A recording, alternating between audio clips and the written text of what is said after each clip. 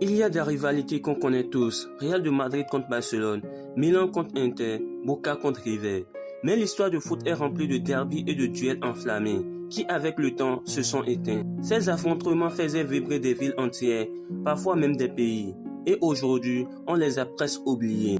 Alors, quelles sont les plus grandes rivalités disparues du football?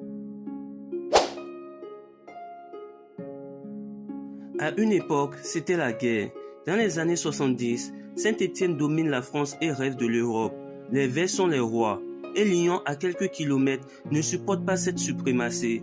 Lyon devrait prouver qu'il existait. Le derby du Rhône, c'était un match où la ville entière s'arrêtait et ça allait très loin. Les stades étaient en feu, chaque match était une question d'honneur. Mais aujourd'hui, tout a changé. Lyon est devenu un grand d'Europe dans les années 2000, tandis que Saint-Étienne a sombré. Le derby existe toujours, mais la rivalité n'a plus la même intensité. Ce derby reste mythique malgré tout, il représente l'âme populaire du foot français. Sur les faits marquants du derby ces dernières années, je me souviens de la célébration de Fekir après son but. Turin, berceau du foot italien. Dans les années 40, avant que la Juve devienne l'orgue italien, le Torino était un géant. Le Grand Torino écrasait tout sur son passage et le derby contre la Juve était un énorme choc jusqu'aux tragédies crash en Superga en 1949. Depuis, la Juve a pris le pouvoir et a dominé le foot italien. Résultat, le derby de Turin est devenu unilatéral. La Juve gagne presque toujours et la magie s'est estompée.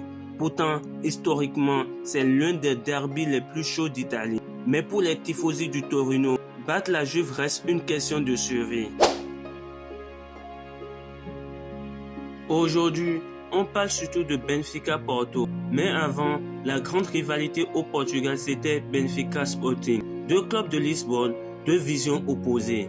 Le peuple rouge contre l'élite verte. Pendant des décennies, c'était la guerre au Portugal. Mais avec l'émergence de Porto et son hégémonie en Europe dans les années 80 et 2000, cette rivalité s'est effacée dans l'ombre. Sporting a perdu sa superbe, Benfica a pris le dessus.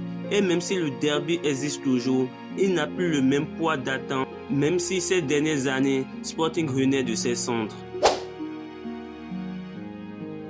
En Turquie, tout le monde parle du derby d'Istanbul entre Fenerbahçe et Galatasaray.